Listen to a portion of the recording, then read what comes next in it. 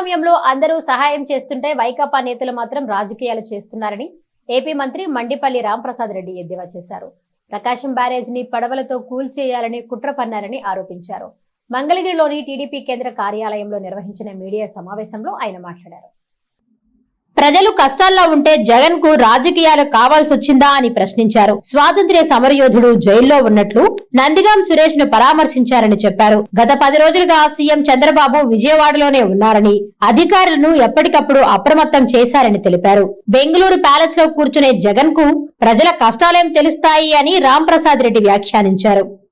Barrage అంటే కృష్ణా గుంటూరు జిల్లా వాసులకు ఒక జీవనాడి లాంటిది.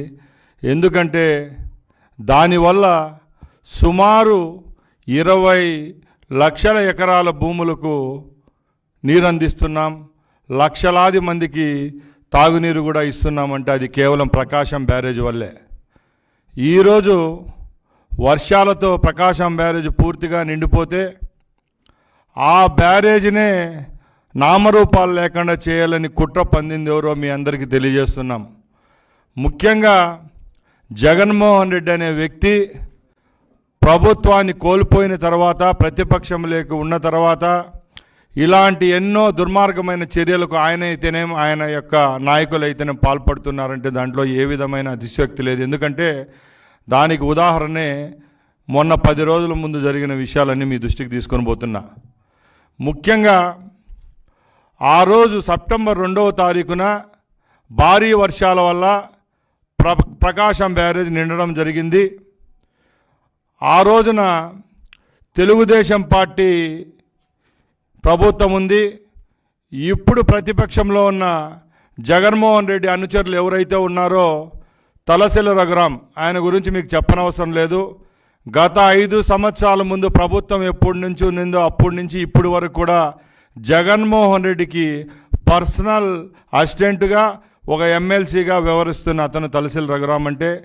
ఆ తర్వాత నందిగామ సురేష్ జీవితం అంతా ఒక క్రైమ్ స్టోరీ. ఎందుకంటే ఆ రోజు తెలుగుదేశం పార్టీ ఆఫీస్ పైన దాడి చేసిన దాంట్లో ముఖ్య కుట్ర పొందిన వాళ్ళలో ముఖ్య వ్యక్తి ఎవరన్నా ఉన్నారంటే అది ఆయన నందిగామ సురేష్. ఈరోజు ఆయన కటకటాల పాలవడం కూడా జరిగింది. అలాగే వాళ్ళ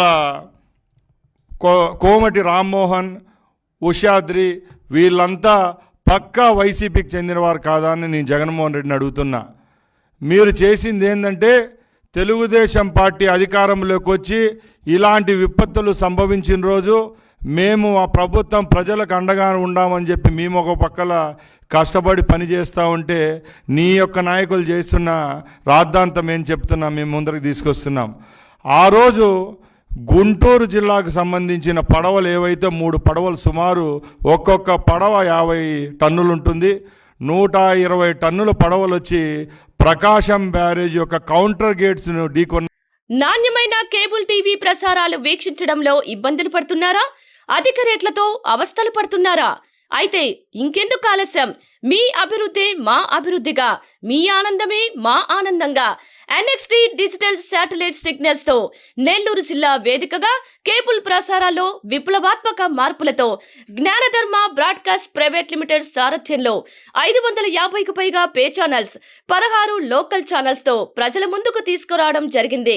కేబుల్ ప్రసారాల్లో విప్లవాత్మక మార్పులతో సామాన్యులకు అందుబాటు ధరల్లో కేబుల్ టీవీ మరియు ఇంటర్నెట్ ప్రసారాలు అందించడం జరుగుతుంది.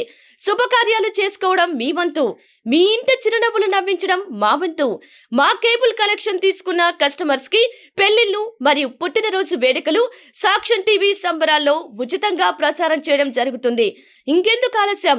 మీ దగ్గరలోని మా కేబుల్ ఆపరేటర్ ని సంప్రదించి నాణ్యమైన టీవీ ప్రసారాలు వీక్షించండి. 16 లోకల్ ఛానల్స్ తో కేబుల్ టీవీ రంగంలో విప్లవాత్మక మార్పులతో జర్నలిజంలో నూతన అధ్యాయానికి నాంది పలుకుతూ సామాన్యుల ఛానల్ వచ్చేసింది. అనుభవజ్ఞులైన పాత్రికేయ బృందం సారథ్యంలో అక్రమాలు వెలికితీసే పరిశోధనలు, హృదయాన్ని కదిలించే మానవీయ కథనాలు, ప్రజా సమస్యలపై నిరంతర పరిశీలన, రాజకీయ కథనాలు, విశ్లేషణలు, ప్రముఖుల అంతరంగం బయటపెట్టే ఇంటర్వ్యూలు, జనం మాట మా బాటగా, గల్లీ నుండి ఢిల్లీ వరకు కథనాలు, నెల్లూరు కేంద్రంగా కేబుల్ టీవీ ప్రసారాలు, సామాన్యుడి గుండె చప్పుడు DCN న్యూస్ ఛానల్ మీ ముందుకు వచ్చింది. ఇట్లు DCN news, జ్ఞానధర్మ broadcast private limited యాజమాన్యం, 9959396868, ఆదిత్యనగర్, నెల్లూరు.